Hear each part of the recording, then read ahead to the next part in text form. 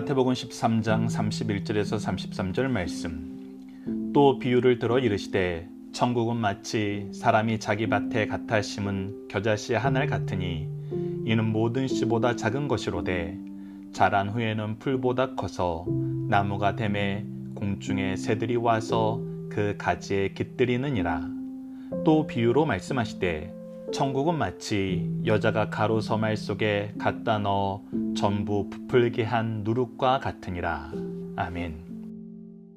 안녕하세요. 승리한상 가족 여러분, 그리고 강성성경 연구원 여러분, 오늘은 마태복음 73강으로 마태복음 13장 31절에서 33절 말씀을 성장하는 성도가 되자라는 제목으로 함께 말씀을 나누도록 하겠습니다. 승리한 삶은 박열 목사님의 구속서로 조망한 성경 연속 강해집을 통해서 편집이 되어 있습니다. 마태복음 총 4권으로 구성되어 있고, 우리가 지금 현재 나누는 말씀 13장부터는 마태복음 상권의 내용을 토대로 편집이 되어 있습니다. 말씀을 좀 더 깊이 있게 묵상하고 싶으신 분들은 박여일 목사님의 강해집을 참조해 주시길 부탁드립니다. 자, 이제 오늘 본문 말씀을 보도록 하겠습니다. 오늘 본문 말씀은 크게 두 단락으로 나눠서 볼 것입니다. 겨자씨와 누룩에 대한 부분입니다. 첫 번째 31절로 32절은 겨자씨에 대한 것입니다. 이 말씀을 우리가 다음과 같은 질문을 토대로 말씀을 연구해 보도록 하겠습니다. 하나님이 뿌린 겨자씨 같은 사람은 어떤 사람인가? 라는 것입니다. 31절을 보시죠. 또 비유를 들어 이르되 천국은, 우리가 마태복음에서 나누는 이 천국에 대한 내용을 볼 때 이것을 어떤 모양이나 목적지로 보는 것보다는 하나님이 통치하시는 하나님의 나라, 하나님의 역사가 이루어지는 나라의 개념으로 보는 것이 이해하기가 쉽다고 그랬습니다.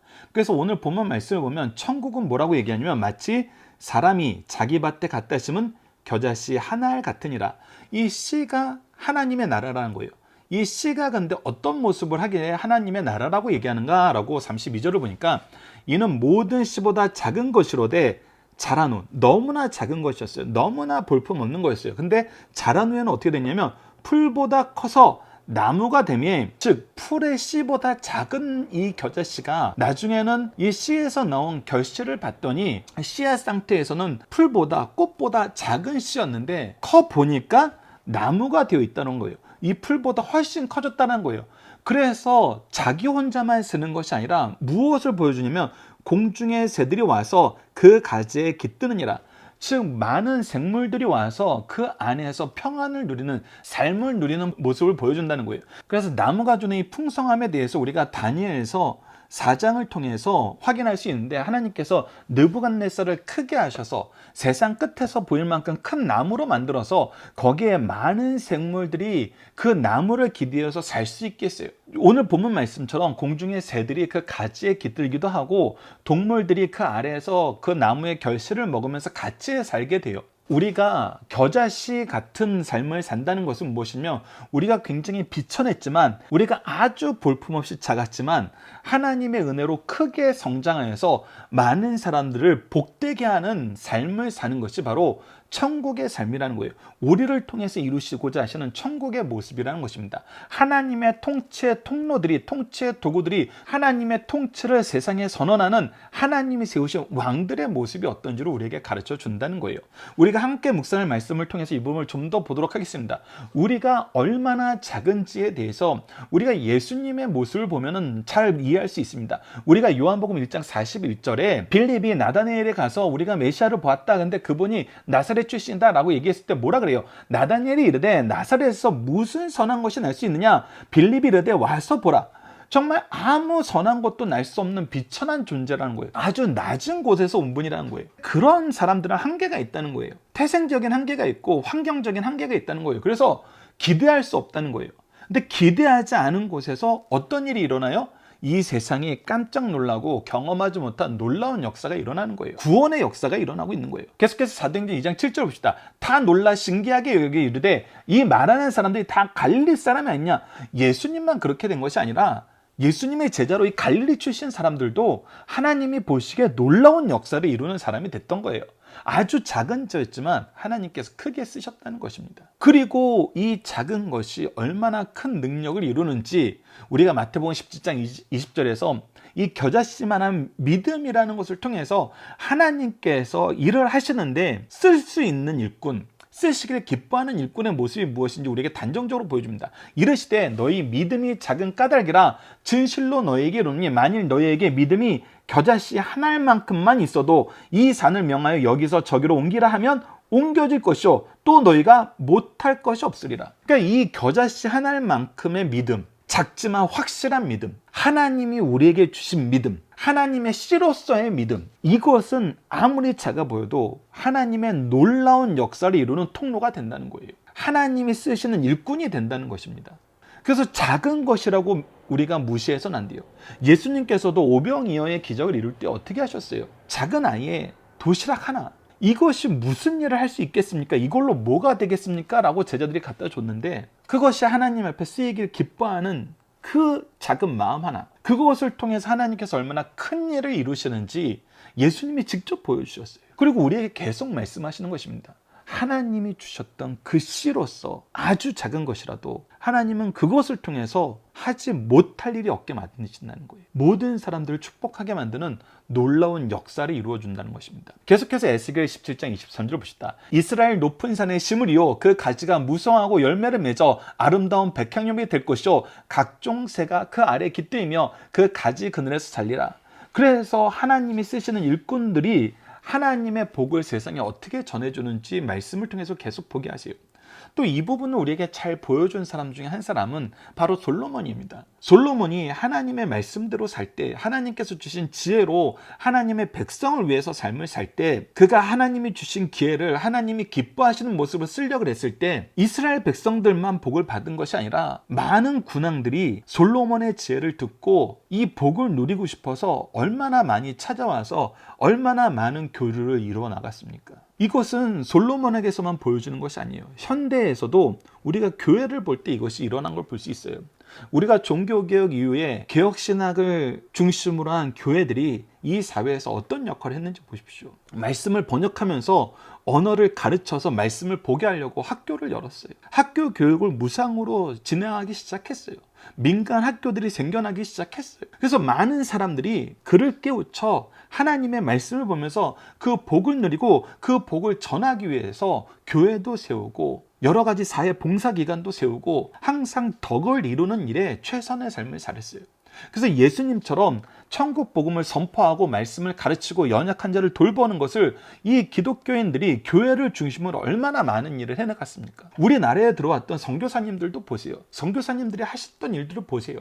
그들이 나무처럼 자라서 그 나무 곁에서 복을 누리는 사람들이 얼마나 많아요. 하나님은 우리를 이렇게 쓰신다는 것입니다. 그래서 첫 번째 문제, 하나님이 뿌리는 겨자씨 같은 사람은 어떤 사람입니까? 다른 어느 것보다 큰 생명력을 가지고 있어요. 그래서 크게 자라고 많은 것들에게 복을 누리게 합니다. 이것이 바로 겨자씨 같은 사람이에요. 작으나 아주 연약해 보이나 하나님이 쓰실 때 크게 쓰신다는 거예요. 많은 사람을 복되게 하는데 쓰신다는 것입니다. 여러분들, 우리가 지금 비천한 상태에 있는 것 같아요. 그리고 내 자녀들이 정말 너무나 부족한 부분이 많아 보여요. 여러분들 그거 어떻게 해결하실래요? 어떤 것이 이것을 해결하는 가장 지혜로운 방법일까요? 세상적으로 많은 방법을 우리에게 소개하고 있습니다. 그런데 여러분들, 작지만 확실한 믿음 안에 거하면서 하나님이 뿌리는 씨로서의 삶을 살게 하십시오. 그것을 우리가 먼저 실천합시다. 아주 작은 복음의 씨가 되십시오. 이 교회를 위해서 수고하는 작은 씨가 되십시오. 이 가정에 하나님의 역사를 위해서 수고하는 순수하면서 겸손한 씨앗이 되십시오. 하나님이 쓰시기에 기뻐하시는 씨앗이 되십시오. 그랬을 때 여러분들이 아무리 작고 사람들의 평가로는 아무리 비천해 보여도 하나님이 여러분들을 통해서 큰 일을 이루시길 기뻐하신다는 것을 우리가 증인이 되었을 때 우리 자녀들도 이 일에 동참하게 하는 귀한 역사를 우리가 이루어 나갈 수 있을 것입니다. 자, 두 번째 단락을 보도록 하겠습니다. 33절입니다. 이 말씀에 대한 질문은 다음과 같습니다. 하나님이 쓰시는 누룩 같은 사람은 어떤 사람입니까? 자, 누룩은 어떤 모습으로 우리에게 소개되고 있는지 33절을 통해서 봅시다. 또 비유로 말씀하시되 천국은 마치 여자가 가루 서말 속에 갖다 넣어 전부를 부풀게 하는, 특징이 무엇입니까? 전부를 부풀게 하는 누룩과 같으니라. 물론 성경에서는 이 누룩을 조심하라는 의미로서 쓰입니다. 마태복음 16장 12절을 보면 그제서야 제자들이 떡에 누룩이 아니요 바리새인들과 사두개인들의 교훈, 즉 잘못된 교훈의 특징도 이 모두를 오염시키는 강한 힘이 있기 때문에 조심하라고 해요. 근데 동시에 오늘 본문 말씀처럼 하나님께서 쓰시는 누룩은, 이 순수한 누룩은 이 사회를 부풀게 해요. 이 사회를 하나님의 뜻 안에서 은혜를 풍성하게 누리는 곳으로 만들어요. 이 사회가 전혀 다른 모습이 되게 만들어요. 우리가 전혀 다른 사람의 모습으로 세상 사람들에게 나타나게 만들어요. 하나님의 은혜를 충만하게 보여주는 사람이 돼요. 사도행전 9장 36절과 39절을 통해서 다비다라는 이 여제자가 이 지역 사람들에게 어떤 모습으로 드러나는지 한번 보십시오. 욥바에 다비다라는 여제자가 있으니 그 이름을 번역하면 도르가라. 선행과 구제하는 일이 심히 많더니, 너무나 많았어요. 너무나 많은 사람들에게 은혜를 베풀기에 부족함이 없도록 하나님이 쓰신 사람이 됐어요. 계속해서 39절 보시죠. 이 베드로가 일어나 그들과 함께 가서 이르되 그들이 데리고 다락방에 올라가니 모든 과부가 베드로 곁에 서서 울며 도르가와 그들과 함께 있을 때에 지은 속옷과 겉옷을 다 내보이고는, 사람들에게 기본적인 것을 채워주는데 그가 얼마나 많은 수고를 했는지 그 은혜를 받은 사람들이, 그를 통해서 복을 누렸던 사람들이 함께 와서 그것을 증언하고 있어요. 우리의 삶의 모습은 바로 이거란 겁니다. 연약한 사람들을 세우고 많은 이에게 하나님의 복을 전하는 사람, 복을 자랑하는 사람이 아니에요. 너희들도 나처럼 하면 잘할 수 있어. 여러분들 예전에도 한번 나눴지만 이거는 가장 교만한 말입니다. 아주 우리가 삼가해야 될 말이에요. 하나님이 우리에게 주신 이유는 주라고 주신 거예요. 나누라고 주신 거예요. 그래서 내가 봤을 때 없어 보이는 사람은 나처럼 하면 너희들도 얻을 수 있어, 이 얘기를 하는 게 아니라 내가 주면 되는 거예요. 아낌없이 주면 됩니다. 거저 받았으니 거저 주면 되는 것입니다. 바로 겨자씨와 누룩 같은 사람은 바로 그런 사람이라는 것입니다. 내가 누구를 재단하고 판단하고 심판하는 사람이 되는 것이 아니라 내가 받은 은혜를 나누는 사람이 되는 거예요. 물론 우리가 너무나 악한 세대를 살고 있어서, 아니 나는 아낌없이 조건 없이 줬는데 저놈은 그걸 가지고 나쁜 짓을 하더라고요. 근데 내가 가만히 있어야 됩니까? 예, 가만히 있으시면 왕이 심판합니다. 우리가 성경에서 예수님이 들어준 비유를 통해서도 많이 용서함을 받은 사람이 자기에게 작은 빚을 진 사람을 용서하지 않는 것을 보고 왕이 어떻게 해야 합니까? 분명히 왕이 심판하세요. 너희들은 큰 은혜를 누리고도 그 작은 은혜를 누리기가 힘들더냐? 하나님이 알아서 심판하십니다. 그거는. 우리는 하나님이 세우신 일꾼의 모습을 유지하면 돼요. 겨자씨처럼 섬기면서 하나님이 쓰실 때 그 은혜를 충만하게 나누는 사람이 되면 됩니다. 누룩처럼 하나님의 향기로 온 세상을 가득 채우는 사람이 되면 됩니다. 그래서 두 번째 질문, 하나님이 쓰시는 누룩 같은 사람은 어떤 사람인가요? 나도 변할 뿐 아니라 이 사회를 변화시키는 사람이에요. 이것을 우리가 세상 사람들에게 증언하는 것입니다. 그래서 하나님 믿는 사람들은 정말 뭐가 다른 것 같아, 이 얘기가 나올 수밖에 없어요. 우리 인간이 할 수 있는 변화의 영역을 뛰어넘는 변화를 하나님이 보여주시거든요. 우리를 통해서 세상에. 그래서 우리가 하나님의 역사의 증인들이 된 것입니다. 우리가 천국의 일꾼이 된다는 것은 하나님의 축복을 얼마나 충만하게 누리게 하는지 세상이 보게 하는 거예요. 그것을 악하게 악용하는 사람들, 여러분들 신경 쓰지 마세요. 하나님이 다 알아서 하십니다. 우리는 끝까지 하나님이 쓰기 좋아하는 하나님의 일꾼이 되면 됩니다. 마치 겨자씨와 누룩처럼. 자, 문답으로 나누는 중심사상 하나씩 보도록 하겠습니다. 첫 번째, 겨자씨나 누룩처럼 작다는 것은 무엇을 의미합니까? 기독교 복음 운동의 출발은 미약하고 작으나 점차 크고 강해짐을 의미합니다. 예수님의 제자로부터 시작하여 주님께서 재림하실 때 모든 성도들은 겨자씨의 비유를 통해 출발할 때 사회적 신분 때문에 낙심하지 말 것을 가르쳐 주십니다. 복음은 출발 때에는 미약하나 힘차게 정진하는 것이 그 특징이기 때문입니다. 겨자씨는 큰 나무의 종자이나 다른 채소의 씨와 비슷한 크기입니다. 이처럼 기독교 교회나 성도는 극히 작은 것에서 출발했으나 생명력이 있어 꾸준히 자라 온 세계에 큰 영향을 주게 된다는 사실을 우리에게 가르쳐줍니다. 두 번째, 겨자씨와 누룩이 보여주는 교회의 특징은 무엇입니까? 교회, 성도 혹은 복음은 성장하는 것이 그 특징이라는 것입니다. 겨자씨와 누룩의 비유는 교회는 생명력 있는 유기체요, 그리스도와 함께 살리심을 받은 성도들은 그 영혼이 살아있음을 가르쳐줍니다. 우리가 에베소서 2장 1절과 골로새 2장 13절을 보면 그는 허물과 죄로 죽었던 너희를 살리셨느니라. 살려서 생명력을 가진 거예요. 골로새 2장 13절을 보면 또 범죄와 육체의 무할례로 죽었던 너희를 하나님이 그와 함께 살리시고 우리의 모든 죄를 사하시고, 우리는 이제 하나님이 쓰시기 기뻐하는 일꾼으로서 생명력이 있고 거룩함으로 의로 하나님의 나라를 나타내는 사람으로 세우셨다는 거예요. 그래서 우리가 씨앗의 비유가 되는 것입니다. 우리가 누룩의 비유가 되는 거예요. 하나님의 자녀로서 우리가 부르심을 받았다는 것입니다. 살아있는 것은 작은 데에서 점진적으로 커져가며 발전해 갑니다. 겨자씨의 비유는 형체적인 발전이며 외부적이고 남성적인 발전이라면 누룩의 비유는 지역적인 발전이고 내부적이고 여성적인 발전입니다. 이처럼 균형적인 발전을 가르쳐 주시는 말씀입니다. 세 번째, 겨자씨와 누룩이 보여주는 영향력의 범위는 어디까지입니까? 겨자씨는 그것이 가진 성장력도 놀랍지만 그 혜택을 새들이 함께 누립니다. 누룩도 자신만 부풀리는 것이 아니라 전체가 부풀립니다. 즉 우리만 변하는 게 아니에요. 교회만 변하는 게 아니에요. 이 사회가 변하는 겁니다. 사회가 혜택을 같이 누리는 거예요. 그 영향력은 항상 외부의 변화, 외부의 축복으로 이어집니다. 교회, 복음은 사회의 성장과 발전을 가져옵니다. 누룩에 비유해서 복음은 살아 역사하는 힘을 가르칩니다. 그것을 받아들이는 사람은 사상과 생활의 변화, 향상을 일으킵니다. 그리고 복음의 힘을 소유한 사람들은 그가 접촉하는 이웃, 국가, 교회를 변화시킵니다. 그리고 이 모든 변화는 눈에 띄게 현란하게 보이거나 귀에 요란하게 들리는 운동이 아닙니다. 내부적으로 꾸준히 멈추지 않고 잠잠히 변화를 이루어 나가는 것이 특징입니다. 이 운동은 씨 뿌리는 비유와 함께 기독교를 잘 대변하는 비유라는 것입니다. 자, 이제 암송 고백 결단 기도 훈련을 나누도록 하겠습니다. 오늘 본문을 통해서 암송 말씀으로 선택한 것은 13장 32절입니다.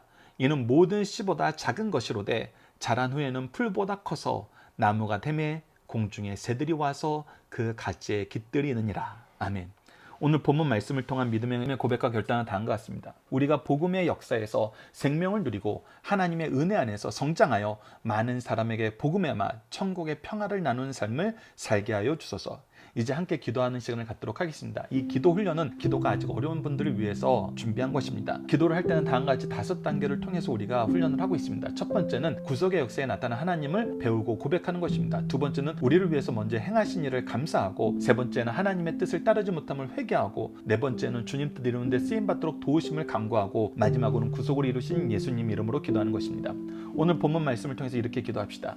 우리를 기르시고 열매 맺게 하시는 하나님, 작고 연약한 우리에게 복음의 생명을 주셔서 자라게 하시고 많은 사람에게 복을 나누게 하심을 감사합니다. 나의 성장, 교회의 성장에만 몰두하여 세상을 배타적으로 대하며 더 많은 사람과 복음을 나누지 못함을 용서하여 주소서. 말세가 가까울수록 복음이 주는 생명력이 이 세상에 더욱 중요해짐을 경험합니다. 이 세상에 참된 평화와 안식을 주며 복음의 맛과 선한 능력을 나누도록 도와주소서. 예수님 이름으로 기도드립니다. 아멘. 감사합니다.